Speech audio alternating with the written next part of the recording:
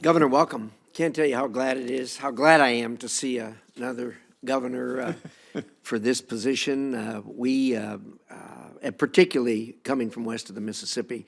You know, if you look at this committee, it's kind of the former governor's club. There's a lot of us on here, and we have meetings from time to time. Hovind takes up most of the time trying to convince us there's a Z in bison, and we can't find it. So, in any event, thank you for doing this, and because of the fact that most of our western states are have so much federal land, it's really important we have somebody that understands those issues. So thank you for that, and thank you for the job. They've already had a discussion with you about grizzly bears. We don't want grizzly bears. They kill people. You know, the federal government already gave us wolves. We had them all killed off about 75 years ago, and then some yahoo back here decided we needed them again, and they brought him in and brought us 30 wolves and said when there were 200 and 3 breeding pairs we could delist them. Well, by the time I became governor, there were at least 1,500 wolves. Nobody knows how many breeding pairs, and we couldn't get them delisted. Till I got back here, we finally were able to put together a coalition and got them delisted. Grizzly bears are so far over the top because they kill people. They really do kill people, and they just don't mesh with society. So in any event, we'll look forward to working with you on those issues. Probably one of the most important decisions you're going to make here in the immediate future is, I know how the transition team is working, and you and the transition team is going to have to pick a BLM director. And that's really important to us because all of us have it, that are western states have a tremendous amount of BLM land. We had a real problem with this one. Fortunately, she's only got about 95 hours left. She was an eco-terrorist. She engaged in the work that was done in Idaho of spiking trees. You probably know about spiking trees. Since she's been BLM director, we haven't seen her. She's been up here, I think, once in the 4 years, and it divided this committee deeply. We had a huge fight over it. It was a straight party line vote. She got confirmed. We don't want somebody like that running the BLM, particularly somebody we can't find. So I urge you to use your best decision-making ability when you choose that person.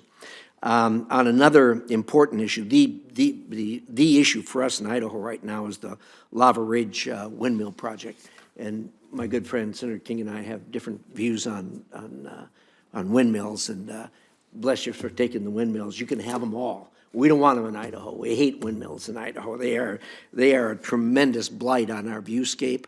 We really don't like them, and the new Green Deal that this administration has put together is trying to saddle us with 100,000 acres. 100,000 acres with 241 windmills on them that are a little higher than the Space Needle. And the good news is, I appreciate you meeting with me and listening to how wrong this project is on so many different levels. The good news is, and you don't know this yet, I don't think, but that project's only got about 95 hours left to be on the table. That's going to go by the by, and believe me, in Idaho, this is a 99 to 1% issue, and we're going to be so glad to see it gone, and it will be gone, and you're not going to have to worry about it anymore after that. Let me just close with this.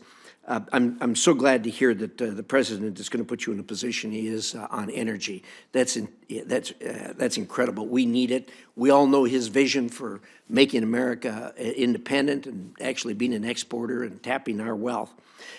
One word we haven't used here in that regard is nuclear. Idaho was the birthplace of nuclear energy in the universe. We've still got the first light bulbs we lit in 1951 by generating nuclear energy. We've built about 52 reactors out there at the site. I don't know if you've been to the Idaho National Lab or not, but if you're going to be in the energy business, you really need to. There's a tremendous resurgence of interest in nuclear. You know, the thing kind of went by the way after we had the unfortunate 3 Mile Island incident, but the renaissance in nuclear, not just in America, but around the world, is staggering. Coming off the drawing boards at INL in the very near future are SMR, small modular reactors. It's going to be followed by the microreactors. That is going to change the world as far as energy is concerned. And I'm glad to hear you talk about baseload, because when you're talking about nuclear, you're talking about baseload. And I suspect the world, as we go through this century, is going to rely heavily on nuclear. There's tremendous, as in my other hat I wear as chairman of the Foreign Relations Committee, I deal with countries, particularly the Eastern European countries.